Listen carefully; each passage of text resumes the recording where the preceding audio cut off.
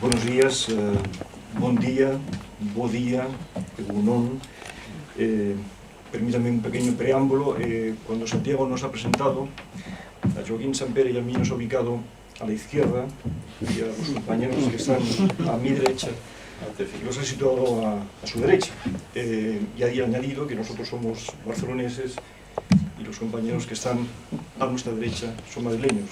Tal vez ustedes infieran, seguro que no, pero pueden inferir alguna conclusión política precipitada respecto a esto. Ustedes tal vez puedan pensar que los ciudadanos de Barcelona somos más tendentes a la izquierda que los ciudadanos que viven como ustedes en Madrid, como algunos de ustedes, Pero si ustedes infiriesen una cosa así, se equivocarían radicalmente, Porque, por ejemplo, yo ayer estuve por la noche, a las 10 de la noche, en la Puerta del Sol, y con lluvia, con mal tiempo, con ese frío que ustedes sufren y que para nosotros es todo un horror, pues había allí unas 500 personas, bueno, exagero un poco, es igual, pues vindicando cosas tan razonables como sanidad pública, educación pública, servicios sociales públicos, mirada hacia los desfavorecidos, y además cantaban y además gritaban cosas muy importantes y muy sentidas. Por lo tanto, pues, esa inferencia que ustedes no habrán hecho, pues no la hagan porque no es el caso. Y tampoco se infiere que en Barcelona estemos con las manos cruzadas y pensemos que este es el mejor de los mundos posibles. No, porque este es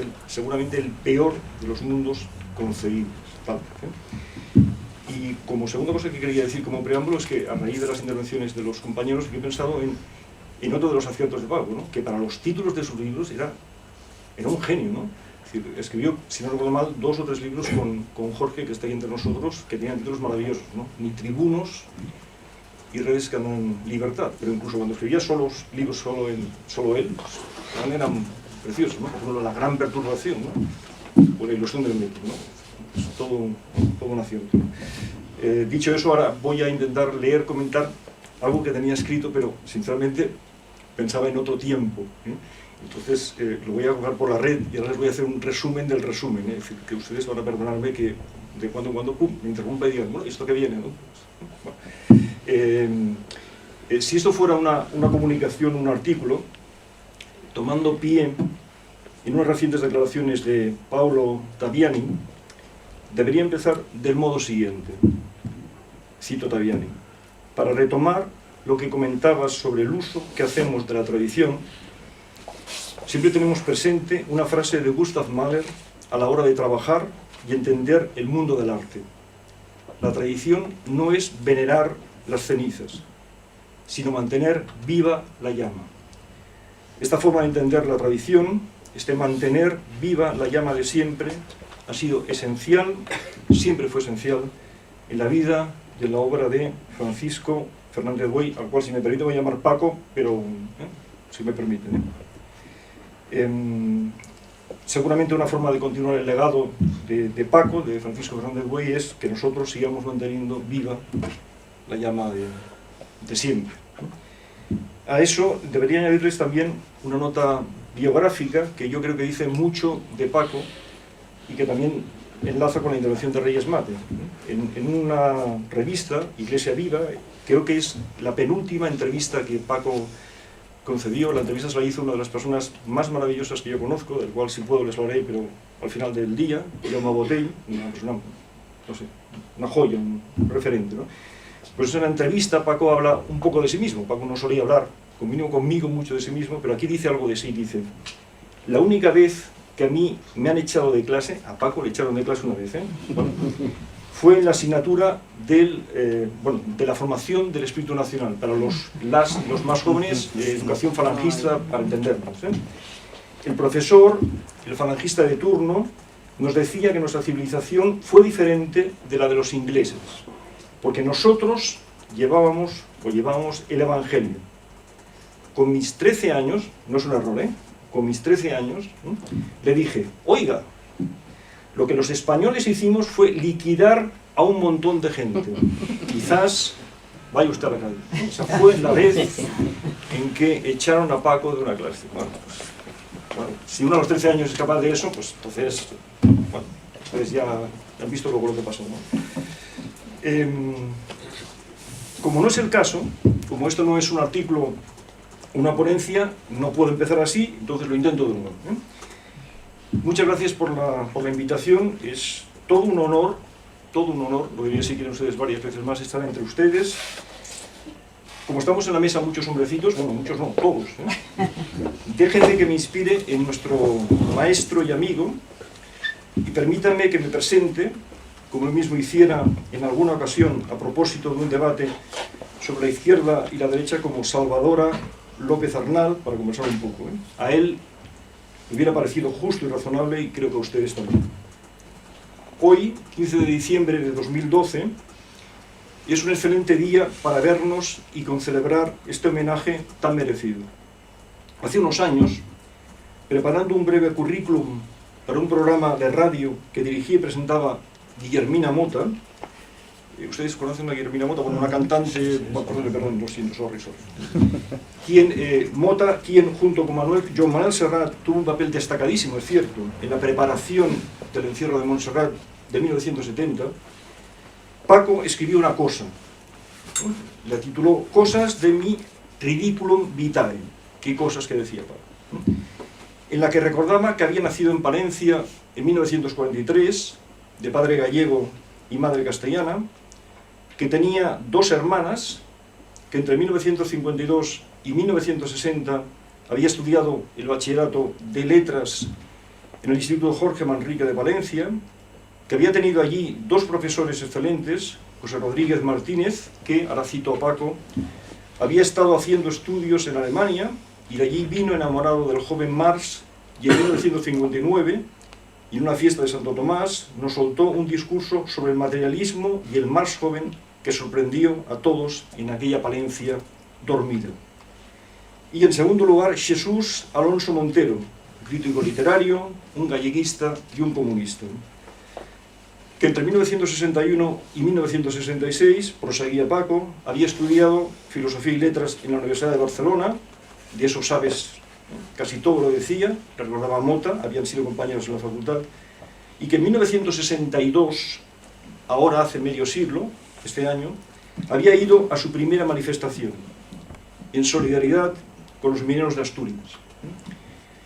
La segunda fue 2 años más tarde, no se la jugaba en aquellos entonces, en aquel momento, y fue para protestar por el asesinato de Julián Grimau.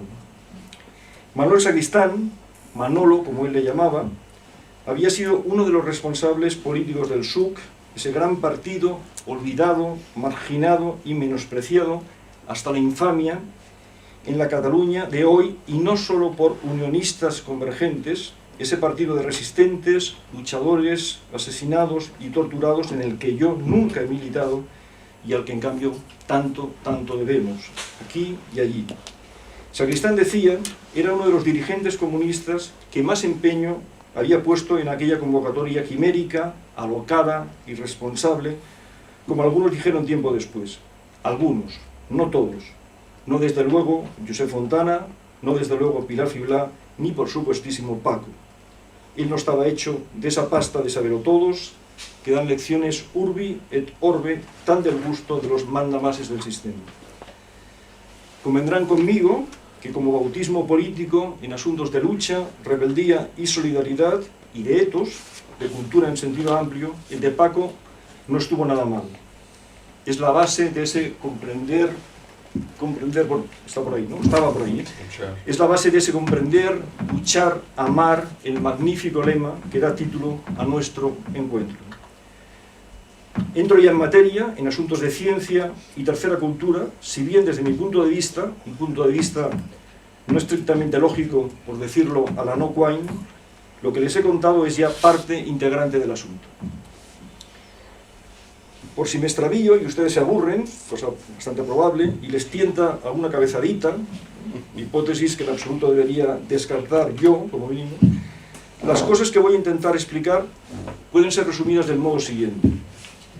Para muchas personas, cada vez menos afortunadamente, ignorar que fue Picasso quien pintó el Guernica es imperdonable, un horror, una prueba lamentable de ignorancia, de incultura académica. Mis padres, por ejemplo, no lo sabían. Pero creer, afirmar o escribir que debemos a Galileo la demostración de la redondez de la Tierra, o a Newton la ley de los números impares en la trayectoria de la caída libre, no es un error esencial, sino mero descuido, tontería disculpable, desliz de seguidores, un quark desinformados de los autores de los discorsi y los principios. Sin embargo, para Paco, quien por supuestísimo, jamás hubiera usado el término inculto para hacer referencia a personas sin formación académica que desconocieran el nombre del autor del Guernica o incluso la misma existencia del cuadro antifascista, la consideración anterior no le parecía ni justa ni razonable, a la misma altura que la poesía de Brecht, del Fausto de Goethe, del cine de Todopoulos, del Capital de Sumars, Cinismos, o del Chevengur de su admirado Platonov, a la misma altura, decía, estaban conquistas culturales o científico-culturales como el descentramiento de nuestro planeta como punto nodal del universo, el establecimiento de la edad de la Tierra a partir de la radioactividad, o la teoría de la evolución en alguno de sus estadios y variantes. Todas estas aportaciones también han constituido etapas decisivas en la historia de la cultura de los seres humanos, conozcamos o no sus mecanismos fundamentales. De los citados, yo ando bastante pez en más de uno. De la misma forma que podemos comentar y disfrutar de la flauta mozartiana, teniendo serias dificultades prácticas, es mi caso, para distinguir un do de un si bemol o para diferenciar las estructuras musicales de un adagio y un allegro. Mario, el hijo de Óscar, seguramente un día me lo podrá explicar. Hay algo más. Francisco Fernández Buey solía recordar un comentario del periodista científico Vladimir de Semir, el siguiente, cito a Semir: hemos de luchar activamente para evitar que consiga cuajar la tercera cultura que se nos quiere imponer, la acultura basada en lo superficial y en la mediocre uniformidad de la circulación circular de las ideas enraizada en el pensamiento único y dirigido. Hasta aquí, Semir. Lo anterior no implicaba de ningún modo que todo lo que habían escrito gentes como Jock Broman cayera bajo el rótulo de la cultura mediocre, menos aún lo que habían escrito algunos de los científicos y pensadores que colaboraron en el libro más emblemático de este autor y empresario. Pero Francisco Fernández Buey apuntaba en una dirección algo distinta de abordar el problema, y en cierto modo más clásica. Las dos culturas debían confluir no en una tercera cultura, sino en la cultura, es decir, en una cultura sólida y no solo teórica, basada en el pensamiento crítico, la única que nos podía permitir, ahora cito a Paco, ser auténticos responsables de nuestra evolución para convertirnos en ciudadanos competentes, en sociedades cohesionadas y más justas. El saber científico, que desde luego es falible, provisional y casi siempre probabilista, cuando no solo plausible, ayudaba, podía y debía ayudar en las decisiones que conducían al hacer. Ayudaba también a la intervención razonable de los nuevos humanistas en las controversias públicas de este nuevo siglo, aunque por lo general la ayuda se produjera por vía negativa, indicando lo que no podemos o lo que no nos conviene hacer. Paco recordaba en este punto una reflexión de Maquiavelo, cito a Maquiavelo: conocer los caminos que conducen al infierno para evitarlos. Mis prolegómenos finalizan aquí. Acabo este apretado resumen con un regalo, poético por supuesto. Además de los autores que les he citado antes, entre los gustos declarados de Paco Fernández Buey estaba el hablar de cine y poesía. Y no solo hablar, sino también hacer. Las prácticas sociales y los asuntos de la filosofía de la praxis, como ustedes saben muy bien, eran consustanciales en su caso. El poema que voy a recitarles, a decirles más bien, Jorge me disculpará, ejemplo de ese hacer, se llama Paradoja, y está entre los cuadernos que Paco guardaba en su despacho santuario, que Jordi Mir conoce también, de la UPF. El poema dice así: cuando yo era joven, los jóvenes a quienes trataba lo tenían todo claro. Si uno decía no sé, le llamaban vacilante y cagadudas debe ser, ¿no? ¿Sí está bien? ¿Cagadudas? ¿Sí?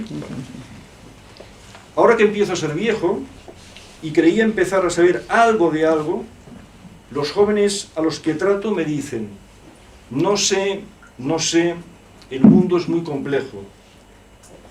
Tal vez por eso Hoy me gustan los jóvenes de ayer, tanto como ayer me gustaban los jóvenes de hoy. Hoy va a estar muy mal dicho, pero bueno, muy bonito. Se ha llamado, qué malo. Pues qué hermosa paradoja y qué hermosísima resolución. Entro en materia con algo más de detalle y por fin pensaban ustedes, pero la verdad es que no puedo entrar en materia, ese es el problema. Es decir, que si ustedes me tienen que calificar, me voy a poner, no sé, un 2 o un 1 o algo así, no sé. Bueno, déjenme que les lea algo. En una entrevista por el momento inédita con el economista mexicano Miguel Ángel Jiménez González, Paco recordaba que había sido en su juventud cuando se acercó a la literatura y a los novelistas rusos del siglo XIX, a Tolstoy, a Dostoyevsky y también a Shakespeare y Goethe. Entre los primeros filósofos que leyó, proseguía el autor de Amor y Revolución, estaban Camus y Sartre. Después empezó a leer a Marx y, posteriormente, tuve afición por Bertrand Russell. Apuntaba Paco. Afición aquí es una palabra a retener. Luego, soy yo quien habla ahora, vino su viaje a Barcelona y su estrecha colaboración durante más de 20 años con su maestro, amigo, camarada y compañero Manuel Sacristán, alguien que, como ustedes recuerdan y saben muy bien, fue crítico literario, crítico musical, autor teatral, lógico destacadísimo, filósofo amante de las ciencias, excelente conocedor de Heidegger, Sartre, Goethe y Heine, traductor de Brecht y Marx y también de René Tatón y Newman, comentarista agudo de, entre otros, Simón Weil, Pedro Salinas, Thomas Mann, Rafael Sánchez Ferlosio, Joan Brossa, Camus, es que me quedo sin respiración, y Raimon, ecologista con amplios conocimientos de ecología, traductor y estudioso de la obra de Quine, buen conocedor de la obra de Galileo y de Russell y, en fin, un activista antinuclear, como su amigo Paco, que no desconocía los puntos esenciales de la física del átomo. Con estos memes, si me permiten el uso de la palabra, con estas influencias decisivas, con este abuelo campesino que emigró a Brasil y ese abuelo materno amante de la poesía, alguien puede pensar de manera coherente, sin que el cerebro no le estalle en 1917 trozos, que en la obra y en las preocupaciones de Paco Fernández de Buey no está de manera nada marginal un asunto tan decisivo como este de la tercera cultura. ¿No había escrito el gran sociólogo Edward Osborne Wilson, un autor que también él transitó, estudió y admiró, que la mayor empresa de la mente siempre ha sido y siempre sería el intento de conectar las ciencias con las humanidades? No parece que pueda haber dudas sobre todo ello. Prueba complementaria de lo que intento señalar, por si tuvieran alguna duda, los regalos que Paco nos ha dejado.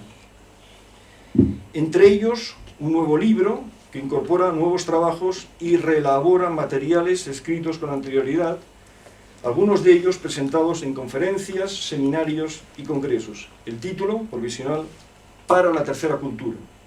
Su índice, también provisional, no detallado exhaustivamente, del propio Paco es el siguiente. Primer capítulo, Humanidades y tercera cultura. 1.1, Ideas en torno a una tercera cultura. 1.2, sobre la tercera cultura y nuevo humanismo. 2, segundo capítulo, 4 lecturas para la tercera cultura. 2.1, sobre la medicina hipocrática. 2.2, Galileo visto por Bertolt Brecht. 2.3, Los árboles del paraíso, la visión de John Milton. 2.4, Newton y Goethe en la ciencia moderna. Tercer capítulo, Ciencias sociales y tercera cultura. 3.1, las ciencias sociales entre formalismo y literatura. 3.2, economistas y humanistas. 4, conclusiones. Debería haberme leído todo este material para preparar la comunicación que les estoy presentando. Debo confesarles, con algo de vergüenza, Paco nunca lo hubiera hecho, que no he podido finalizar mis deberes. Por ello deberían tomar estos apuntes como unas notas también provisionales, como el índice y el título de este inédito, sobre un tema básico, nuclear en mi opinión, en la obra de este inmenso filósofo granchano, autor, además, de un excelente libro de epistemología en sentido amplio, La ilusión del método, y de 2 ensayos sobre uno de los grandes científicos y filósofos del siglo XX que transitó y estudió hasta el final de sus días, Albert Einstein. Con una cita de este último, habría precisamente su apuesta por un racionalismo bien temperado, la cita de Einstein. Un científico es un cruce de mimosa y porocospín. Bueno, los científicos de la sala, ustedes sabrán si es así o no, ¿verdad? Y también con otra de Alexander Zinoviev, de esta segunda, si me permiten, un breve apunte al final de la exposición que va a ser ahora. Entro definitivamente con algo más de detalle y sin más preámbulos, ahora sí, en materia terciocultural quería decir. Bueno, entonces no entro en detalle, pum, me salto todo, por lo tanto no les he dicho nada de lo que tenía que decirles, lo siento, disculpen ustedes. Y ahora voy a lo que les quería contar al final de todo, imagínense. Bueno.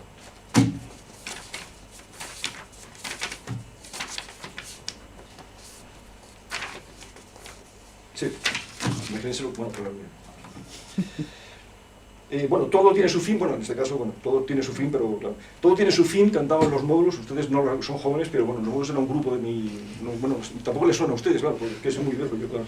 Todo tiene su fin, cantaban los módulos hace muchísimos años, También esta intervención para su fortuna. El segundo texto del que les hablaba, de la ilusión del método, al inicio de mi intervención es un chiste, un paso de Cumbres Abismales que abre con la cita de Einstein, la ilusión del método. Paco lo explicaba con mucha gracia. A mí no me sale ni la mitad de bien, ni la mitad de la mitad. Así que no se lo explico, se lo voy a leer, ¿vale? Pero tiene mucha menos punta, Paco lo explicaba, tenía mucha punta. La cita de Zinoviev. De ciencia que en lo fundamental proporcionaba ciertos consejos sencillos, la metodología se convirtió en una colección de obras críticas que lo que proporciona son refutaciones complicadas, fundamentalmente negativas, a las soluciones positivas de los problemas. Y cuando los especialistas en metodología dan consejos positivos, no se puede evitar compararlos con los consejos de los alquimistas.